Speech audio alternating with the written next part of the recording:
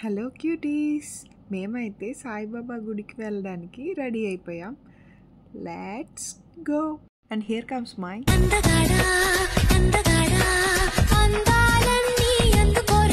So cuties, అప్పటికే చాలా time అయిపోయింది. అందుకే మేము ఫాస్ట్గా రెడీ అయిపోయి ఇంకా కార్ ఎక్కేసాం.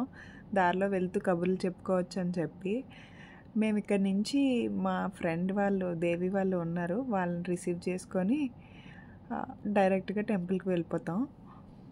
ఇక్కడ లెఫ్ట్ సైడ్లో కనిపిస్తున్న టెంపుల్ కూడా చాలా ఫేమస్ అంట. ఏదో ఒక రోజు అక్కడ కూడా వెళ్ళి వ్లాగ్ తీసేద్దాం. And cuties, I love Saibaba. So first vlog సాయిబాబాతో స్టార్ట్ చేస్తే బాగుంటుందని ఇలా ప్లాన్ చేశాను. దేవి వాళ్ళని రిసీవ్ చేసేసుకొని టెంపుల్కి వెళ్ళిపోతున్నాం.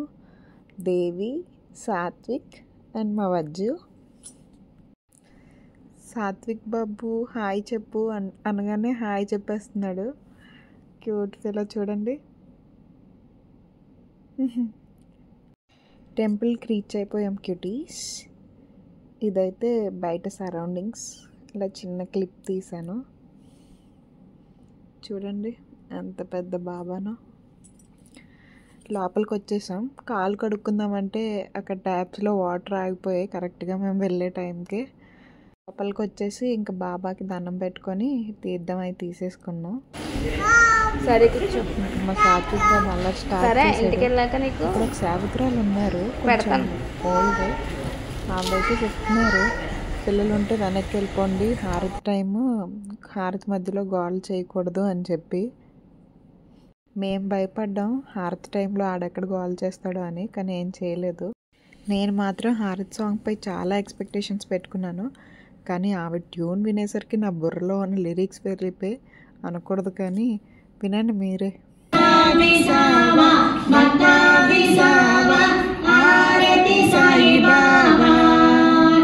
చూసారుగా, ఆవిడ దెబ్బకి నా ట్యూన్ కూడా చేంజ్ అయిపోయింది. హారతి అయిపోయిన వెంటనే పక్కనే ఉన్న పెద్ద సాయిబాబా స్టాచ్యూ దగ్గరికి వచ్చేసాం. ముందంతా అయితే గార్డెన్ ఉంది, వెనకట్లేమో ఫీల్డ్స్ ఉంటాయంట. చూస్తా, వీలైతే క్యాప్చర్ చేస్తాను. ఈ టెంపుల్ మొత్తానికి చూసుకుంటే చాలా సాయిబాబా విగ్రహాలు ఉన్నాయి, ఎందుకో నాకు అర్థం కాలేదు. నియర్లీ 15 ఉంటాయేమో. ఇంకా అలా నడుచుకుంటూ సాయిబాబా దగ్గరికి వచ్చేసరికి దగ్గర నుంచి చూస్తే వావ్ అనిపించింది. అండ్ ఈరోజు క్లైమేట్ కూడా చాలా బాగుంది. సో ఇక్కడ చూస్తే పీస్ఫుల్గా, కామ్గా, కూల్గా భలే ఉంది క్లైమేట్ అయితే. ఇంక ప్రదక్షిణలు చేస్తూ వెనుకున్న ఫీల్డ్స్ని కూడా అలా కవర్ చేశా. ఈ బాబాగారి విగ్రహం ప్రపంచంలోనే పొడవైన విగ్రహం అంట. 116 feet, 1000 tons అంట. ఈ విగ్రహాన్ని కట్టడానికైతే దాదాపు ఒక 12 సంవత్సరాలు అయ్యిందంట. అండ్ నియర్లీ 4 crores ఖర్చు అయ్యిందంట. ఇక్కడ విజిటింగ్కి చాలామంది నార్త్ ఇండియన్స్ కూడా వస్తున్నారు. ఇక్కడ దునికి వచ్చేసాం. దునిలో దండం పెట్టుకొని విభూది పెట్టుకొని అక్కడి నుంచి వీళ్ళైతే కారులోకి వెళ్ళిపోయారు. నేనైతే అక్కడే అన్నప్రసాదం తీసుకున్నాను.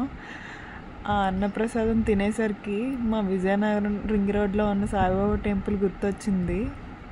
మేమైతే ఒక 3-4 years సాయిబాబా టెంపుల్లోనే ఉన్నాం.